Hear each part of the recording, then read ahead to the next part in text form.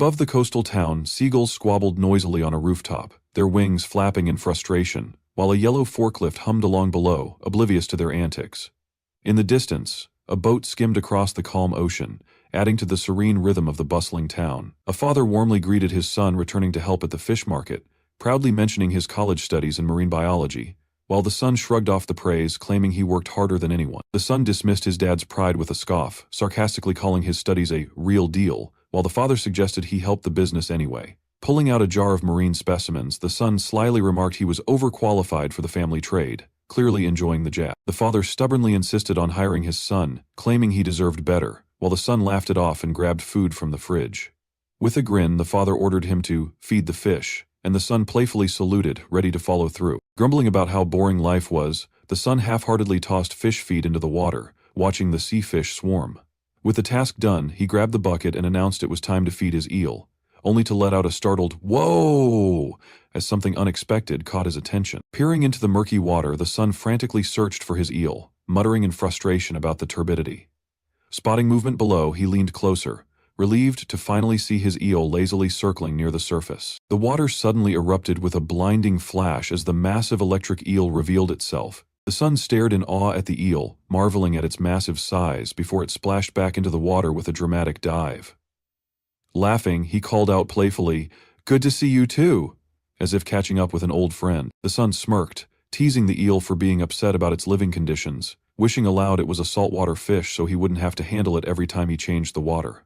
With a grunt, he hoisted the massive creature into a net, marveling at its size and exclaiming, "What a big boy." The son gently lowered the eel into a temporary tank, telling it to be good while he sorted things out. Heading over to the controls, he switched on the pump, keeping an eye on the tank as water began circulating. As the pump switched on, the eel leapt out of the tank, splashing seawater everywhere, leaving the son shouting, "Hey, stop!" Reflecting on the chaotic moment, he admitted he was foolish enough to try stopping the powerful electric eel with his bare hand. As the electric eel unleashed a devastating surge of energy, the son found himself frozen, realizing in that moment he was done for. The son was thrown to the ground as the eel thrashed violently, sending waves crashing around him. Staring wide-eyed in shock, he realized this was far more than he'd bargained for, the chaos leaving him momentarily frozen. Lying sprawled on the ground, the son stared blankly, the adrenaline and chaos fading into eerie silence. As the sound of his own heartbeat thudded in his ears, everything around him felt distant, like the calm after a storm. Voices echoed around him as his parents frantically tried to wake him, calling for help and panicking over what happened. Struggling to comprehend, the son could only watch in confusion, unable to understand why they couldn't hear him as he pleaded, "Wait, I'm right here." With a gasp and a shout of "No!" the son jolted awake in a hospital bed, his breaths heavy and rapid. Relief flooded his parents' faces as they exclaimed, "Thank God!" finally seeing their boy safe and sound after the ordeal. Tears of relief streamed down his mother's face as she hugged him tightly, confessing her fear of losing him forever. The doctor reassured the family that he was safe, while outside, lightning cracked ominously. Staring at the storm outside his hospital window, the son reflected on his survival, musing about his strange near-death experience. While it fit the stories he'd read about, he couldn't shake the feeling that what he went through was something entirely different. Something far more profound. As waves crashed violently against the rocks under the darkened sky, the eel swam calmly in the deep, hidden from the chaos above.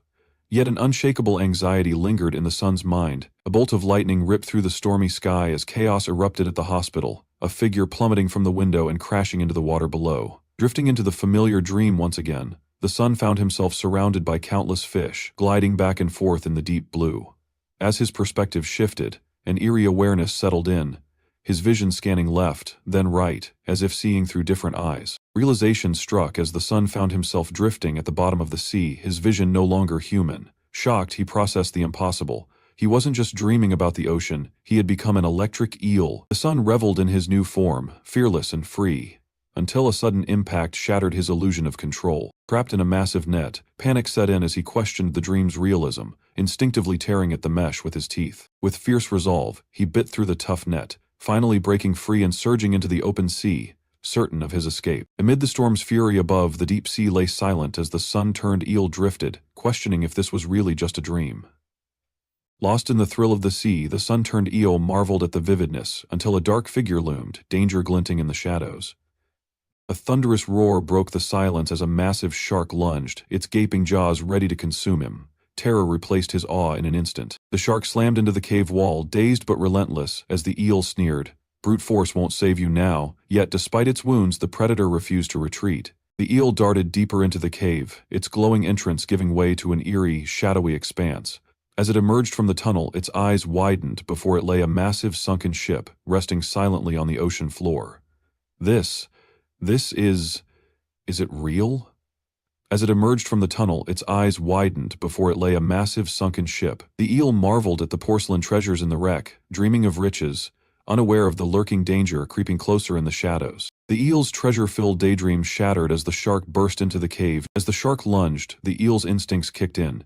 Zap! A blinding surge of electricity crackled through the water, sending the predator into spasms. "Not today, big guy!" the eel gritted. The shark convulsed from the eel's electric strike as Fan tossed in his bed, his body twitching with the shock.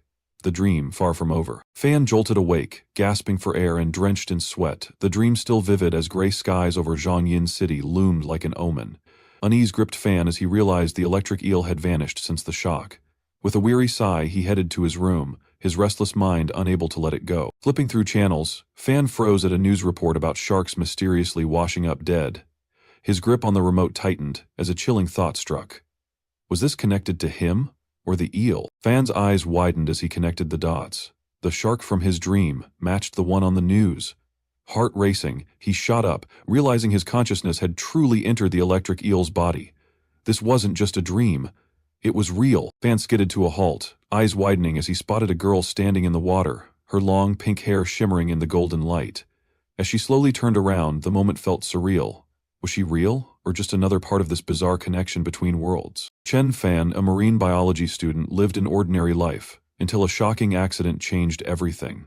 Nearly killed by his own electric eel, he found his consciousness inexplicably transferred into its body, setting the stage for an unimaginable journey. Lost in fantasies of treasure, the eel barely noticed the looming threat until it was too late. A furious shark burst into the wreck, forcing the eel to unleash a desperate electric attack, its only chance to survive. Seeing the news of the dead shark confirmed Fan's worst fear.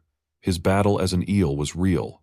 The shock of the realization hit him harder than the electricity he had unleashed. The eel's victory was short-lived.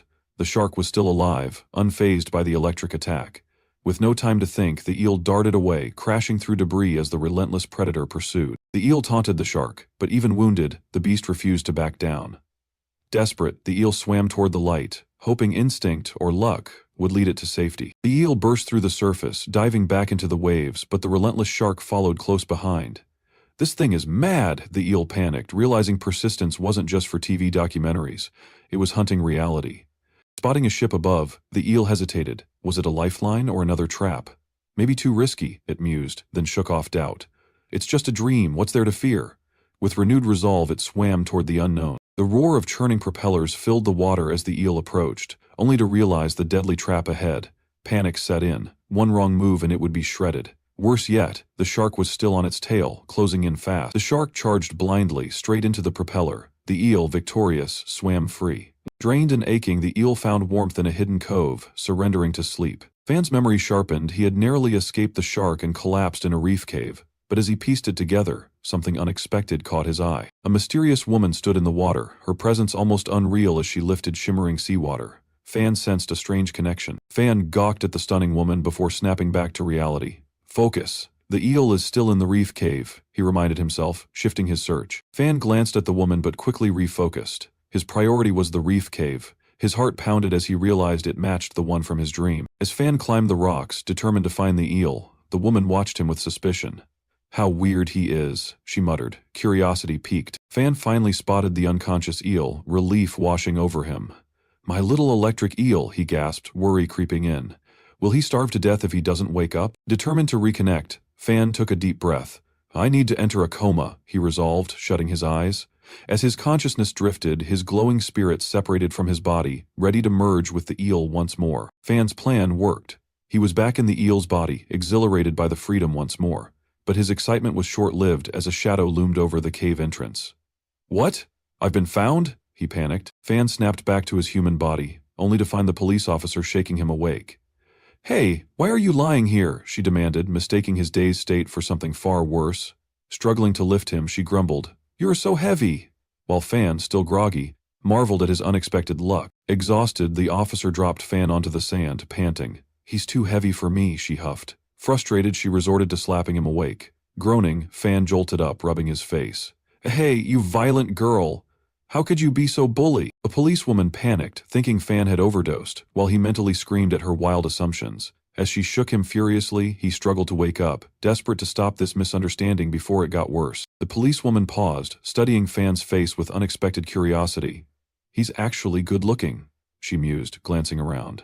With no one else in sight, a mischievous thought crossed her mind.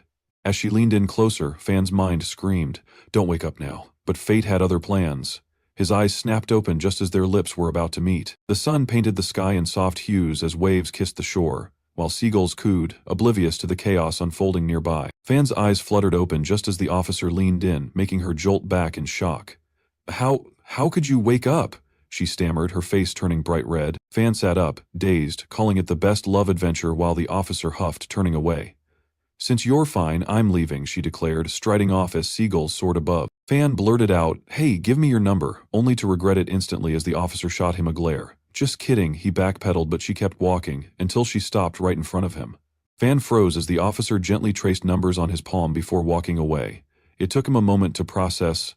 Was that her number? Clenching his fist, he grinned.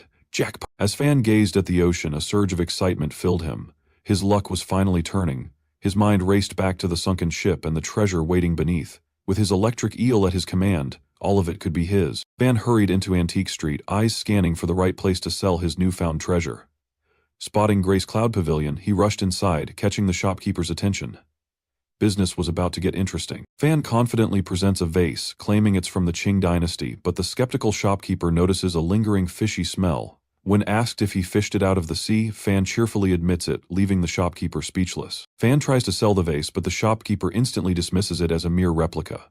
A misunderstanding makes Fan think the offer is $30,000, only to realize it's actually $300. Desperate, he negotiates for $500, but the shopkeeper remains firm. No more than $300. Fan reluctantly accepts the $300 deal, but his confidence makes the shopkeeper suspicious. As Fan leaves, the shopkeeper grumbles, convinced the kid is trying to outsmart him. Fan proudly reveals his haul of 83 porcelain pieces, leaving the shopkeeper in utter shock.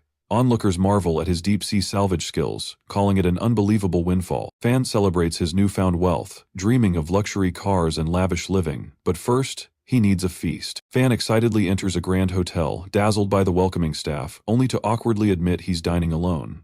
Fan is mesmerized by the waitress's grace but is quickly jolted back to reality when he sees the shocking menu prices. Fan realizes that making money is hard, but spending it is way too easy, especially when a single meal costs a small fortune. Just as Fan is questioning his spending choices, a stunning foreign woman appears and suddenly, his meal just got a whole lot more interesting. As Fan tries to impress the mysterious beauty, he suddenly notices a group of stern men silently watching, making his meal feel more like an interrogation than a date. As the mysterious woman presses Fan about his sudden wealth, he forces a smile while internally panicking. Turns out his low-profile success has already made him a target. Desperate to get out of trouble, Fan dramatically dumps stacks of cash on the table, hoping his gift will buy him some peace, while the woman plays along with an unsettlingly wise take on worldly possessions. The woman laughs off Fan's desperate cash offering, but before he can process her reaction, she drops a cryptic invitation. She wants his help to salvage something, leaving him baffled and suspicious. The woman reveals that she needs someone with Fan's special capabilities to retrieve a sunken treasure of great personal value, promising a generous reward in return.